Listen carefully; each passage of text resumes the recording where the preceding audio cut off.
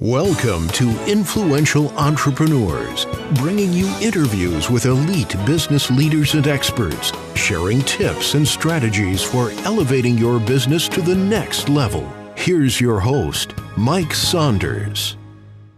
Hello and welcome to this episode of Influential Entrepreneurs. This is Mike Saunders, the Authority Positioning Coach. Today we have back with us Todd Smith, who's President and CEO of Level 5 Financial. We'll be talking about how he serves CPAs with the family office ecosystem. Todd, welcome back to the program. Hey, Mike. Thanks for having me. Great to be back. Yeah, you're welcome, and I'm interested in this concept because I always love, family office, and then I love your term ecosystem because it gives me the idea of, hub and spokes. They're all connected, and I know you've got a way to connect this all together. So let's just start off with what actually is a family office. Yeah, great question. I'm always surprised a lot of people don't really know the concept, or maybe they've heard of it, but they don't really know what it is. And the concept itself has been around for a long time. Really, it started in the 19th century. So if you think of some of the most famous families like J.P. Morgan and the Rockefellers, they started their own family office to kind of manage their family affairs. And if you kind of go forward into the last 30 years, modern day, a family office, really kind of the genesis of a family office is when families became wealthier and wealthier, either through business growth and investments. Their family size also grew. Things became much more complicated. And so managing the affairs of their nuclear family just became too complex. And so what they did, a lot of wealthy families, they brought in a trusted advisor, often the family lawyer or accountant, banker, investment manager, you name it, to help manage and coordinate kind of the various components of their family and financial lives. And this could really, Mike, include a whole host of things like that ecosystem you're talking about: investments, trust, tax planning, family education, wealth transition, et cetera, et cetera. And in many cases, that workload grew, so they had to hire staff. And so you can imagine the trusted advisor with all these different disciplines and then a staff created what we call today the family office. And so that's generally what it is. Does that make sense? Yeah. It does, and I really, it's kind of like this. You could get all of those things from all these different places and try to save a buck here, but then all of a sudden it's just like, it's so confusing to develop relationships with that person and then find someone else and then, that person retired. Having it all in one spot from one person like and trust is a huge, huge benefit. And you get the benefit, too, of one kind of mastermind or the coach like yourself kind of looking at this going, okay, let's make sure all these things are working in conjunction with each other. Exactly. And it's much more cost effective. Most of these wealthy families that we're talking about have net worth north of, say, $100 million. They have the payroll because their family office, as you can imagine, with all these professionals under their roof, can be quite expensive. So we've been able to replicate kind of that concept for more of the everyday American, and we do that by becoming kind of the middle, that hub of all the spokes of which that's a great depiction, Mike, I think, kind of visual depiction of that. We're able to do that for accountants, but then we also do it in a virtual capacity. So we call it a virtual family office. And so what we mean by that is we may have local professionals or experts that we use as part of that office environment or ecosystem. But then we have greater reach, post-pandemic. Everybody's doing things more virtually anyway, but now we have a global reach where a lot of our family office members are over the country. So that makes it easier for, say, accountants. They don't have to go out and vet all those people. They don't have to manage it. And so it becomes much more efficient, I guess.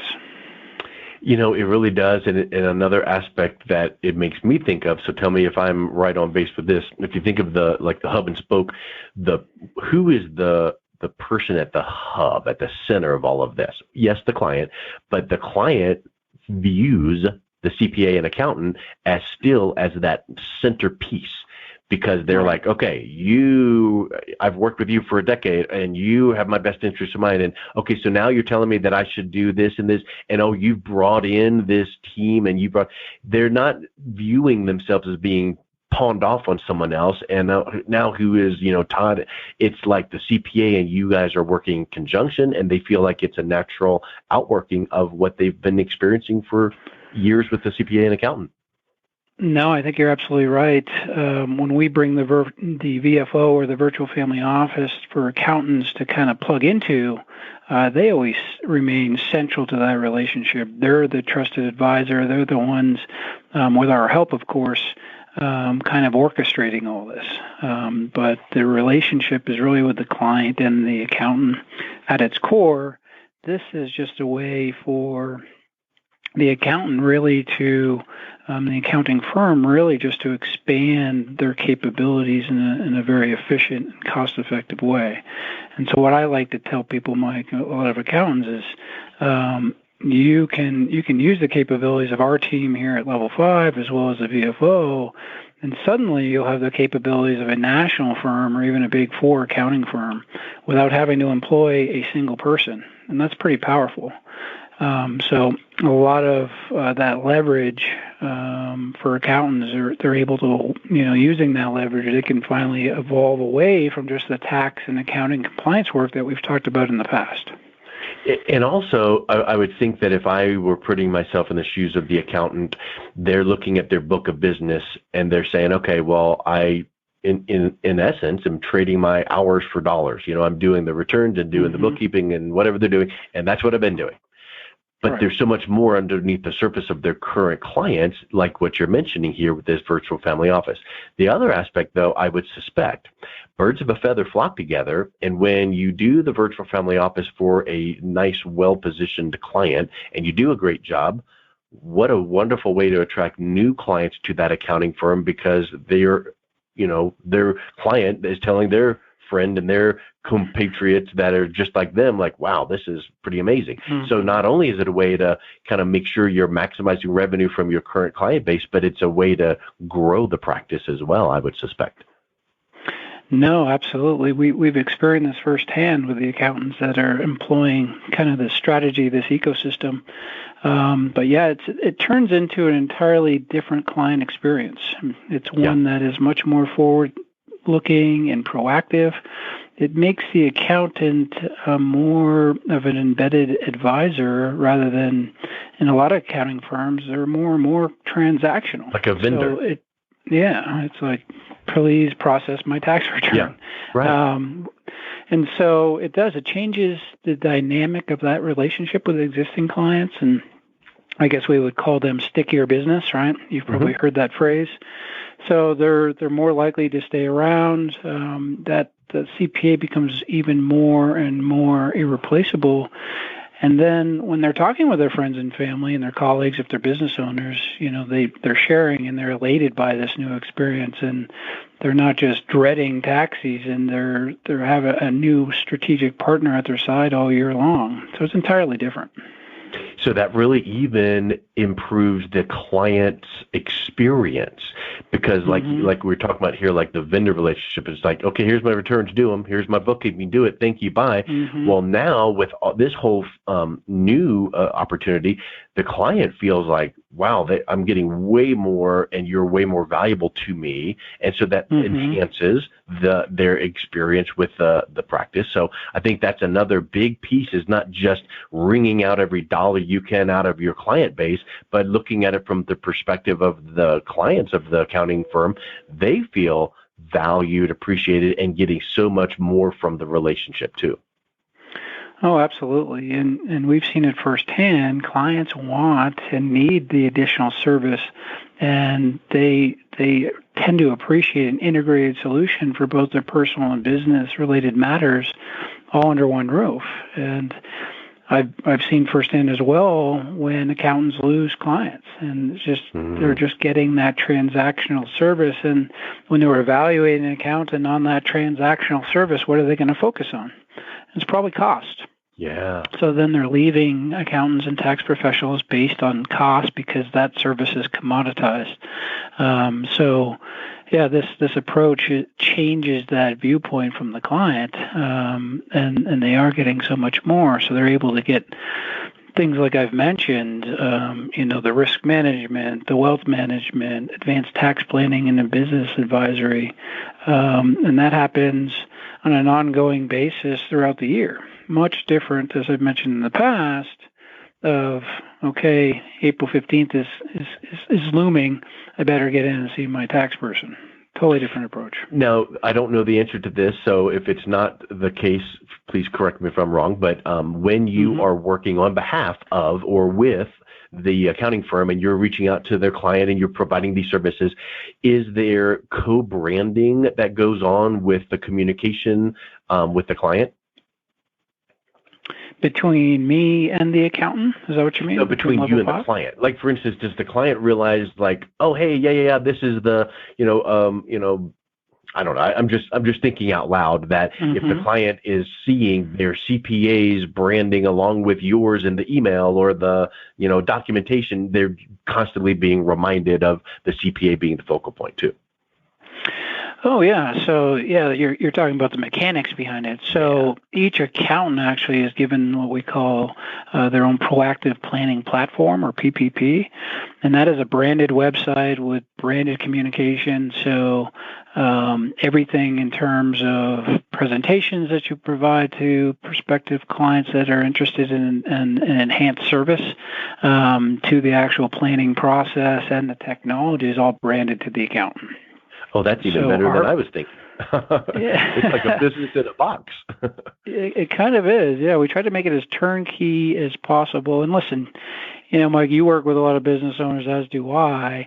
And guess what? They're all busy. And I would say accountants are probably even more busy or busier than many others. And so we try to remove as many friction points as possible so that they could have this up and running and integrated into their existing business model pretty quickly. And so having it branded, I think, is important because, again, back to the other question, who's the focal point? Who's the relationship really with? And even if me and my firm are involved, and then we have all these virtual experts also involved, it's always the accountant that is that hub. And so we want to brand it around them. So yes. Oh, you took it to the next level. I was thinking one level, and you've got it all figured out plus some. So that's really amazing. Well, let's do this here. You kind of wrap up the conversation with a really neat thought that you talk about, which is the referral model is outdated. What do you mean by that? Yeah, so as you can see, we're trying to pull everything under the roof of the accountant, right? And so we call it, evolving the accountant and their business into the 21st century and giving that client that 21st century experience.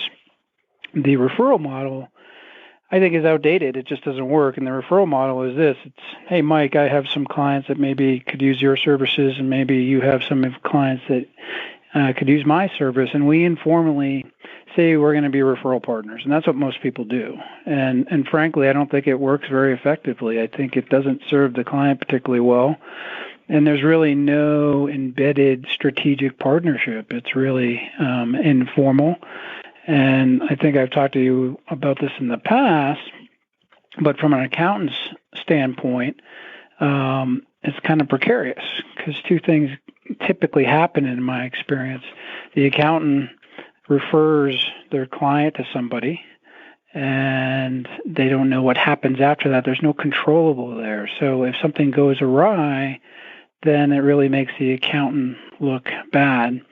And I always kind of joke and jest, but it's also true if they refer somebody out and that referral, quote unquote, partner does something very well, it's really the hero in the story is really the person you referred out to, not the accountant. So they're really not getting any benefit from that.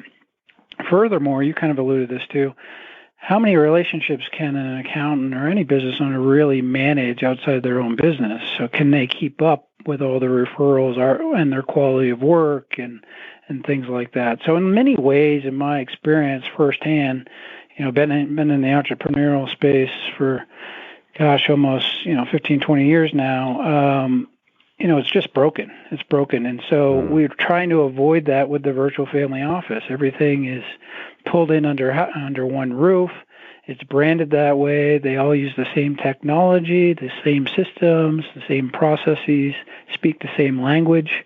It really, truly becomes an extension of your existing team, not some external, outside party. And so that's just been our experience, and that experience for the client has been transformational in a lot of ways. That sounds so great. I love what you're doing, and I really appreciate you coming on the show today. So if someone is interested in taking a look at what this virtual family office could do for their accounting practice, what's the best way they can learn more and reach out and connect with you? Yeah, absolutely. Thanks for having me. Everything is on our website, so the best place to go is to www.level5financial.com, and that's LEVEL, the number 5, financial.com. And my contact information's on there as well, or you can schedule an appointment if you just want to kind of discuss the finer points. Excellent. Thank you, Todd. I really appreciate you coming on today. Thank you very much. Have a great day. You've been listening to Influential Entrepreneurs with Mike Saunders. To learn more about the resources mentioned on today's show or listen to past episodes, visit www.influentialentrepreneursradio.com.